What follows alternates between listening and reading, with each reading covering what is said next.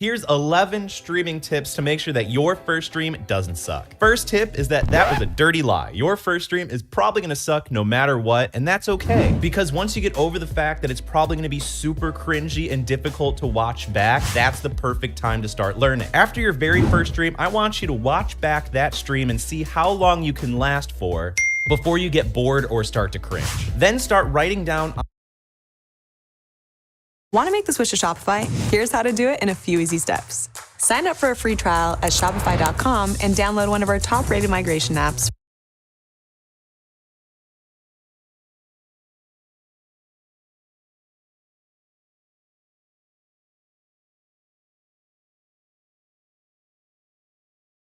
Are you considering streaming to YouTube after seeing how Twitch has been filled with drama lately? I personally love streaming on Twitch, but I also think that Twitch might implode tomorrow. So I think it's super valuable to know how to stream on YouTube as well as streaming on Twitch. So today I'll be showing you how I stream to YouTube using Streamlabs OBS and how I interchange between streaming to both of them in case you just want to get enough information to make that decision for yourself. So make sure to drop a quick like on the video and let me show you guys how to do it. So if this is your first time streaming, we're going to need two things. We're going to need a YouTube account and we're going to need Streamlabs OBS. You can grab Streamlabs OBS at streamlabs.com. I'll also leave a link in the description down below, but you'll go to streamlabs.com and then you'll just download the Streamlabs desktop option. You'll just click it, it'll pop up, and then you'll run the EXE. Once you run the EXE, you can run through the installation. Make sure to link your YouTube account as well as follow the on-screen instructions, but you don't have to sign up for the Prime. You can use the free version. That's totally fine. And then once you've gone through the initial installation process, it should look like this. I know there's a lot going on, but stick with me. I'm going to keep it as simple and basic as possible.